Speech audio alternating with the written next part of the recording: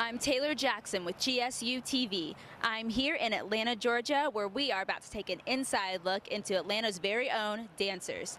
Now, these women aren't your typical dancers. They spend their evenings working at gentlemen's clubs, just like this one behind me. Stay tuned.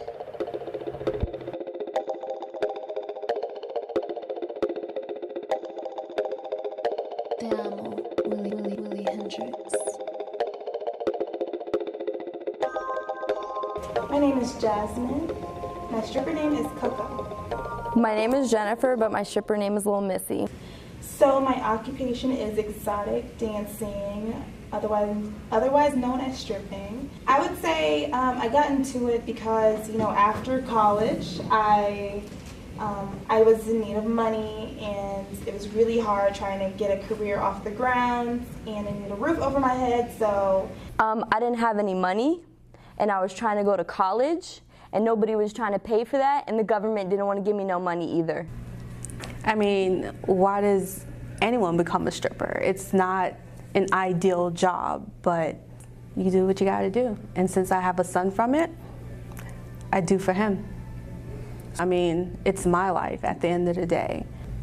Of course he doesn't know I'm a stripper. Like, he knows that mommy has to work at night. That's all he needs to know. He knows that I provide for him and he doesn't want for anything. I would say about 18, I would tell him the truth.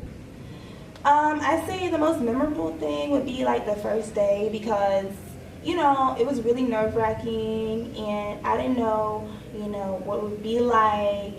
It's really hard to take your clothes off in front of strangers, but, the crazy part about it is, like, as soon as I got on stage, it's like, I didn't even care who was looking at me. I was just having fun, and, I was just swinging around that pole, and, people throwing money, and I was just like, okay, we can get into it. It's all right. I mean, I love to dance. It doesn't matter what kind of dancing it is, but I feel like stripping and the strip club can bring in other aspects like drugs and drinking and probably not the best characters. No, I don't do drugs.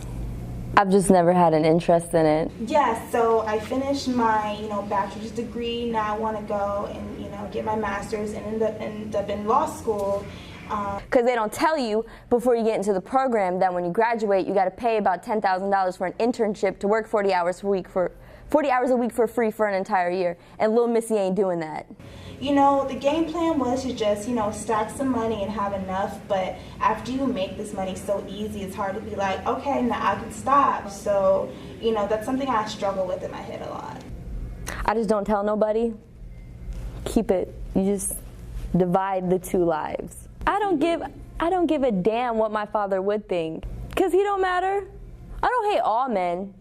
I just think like 99.9% of y'all are stupid. I've invested my money so that I don't have to strip in the future. Save your money.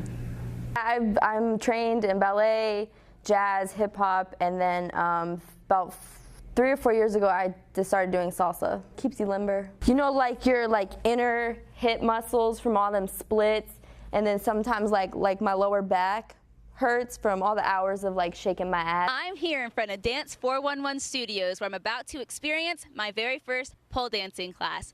There's a lot of athleticism behind what these dancers do, and I'm about to see what it's all about. All right, y'all. I'm here with my instructor, Dragonfly.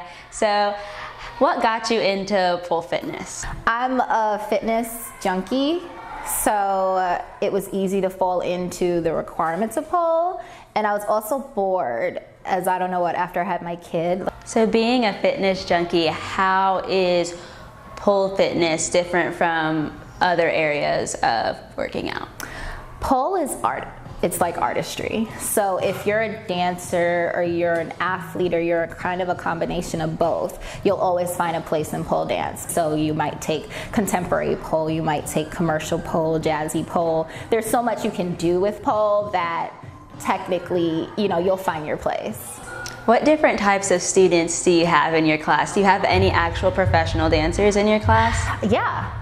I have all kinds. That's kind of what I love about pole dance. It brings a very diverse community of women and men together. And what are some misconceptions about pole fitness? If you pole, you're automatically classified as one kind of poler. Most of the times they'll say, oh, you're a stripper. But one, it's insulting to those who make the decision to pole dance for money in an exotic dance location or environment. And two, it's a misconception because pole dance is very versatile. Really a misconception out of ignorance. There's not enough exposure to the different levels of pole artistry. And do you think that women are sexualized just in general in the world and in the entertainment industry? There's a component of it, unfortunately. There definitely is, but like anything, you just have to go out there and be knowledgeable and educated about what you're trying to do so that you can avoid some of those areas where you can't be taken advantage of. What would you say to a woman who is considering taking her first pole fitness class? On over. It's so much fun. And it's an escape. I literally leave my career and my kids for 2 seconds and throw myself into Dragonfly. So I would tell them, come have some fun. It's a hobby.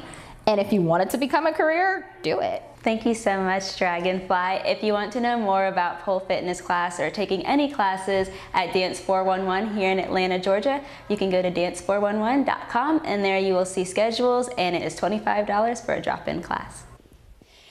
Well, I just finished my first class and I have to tell you, it is a lot harder than it looks. These ladies make it look so easy and so effortless, but I am absolutely exhausted. So Taylor Jackson here at Dance 411 in Atlanta, Georgia for GSU TV.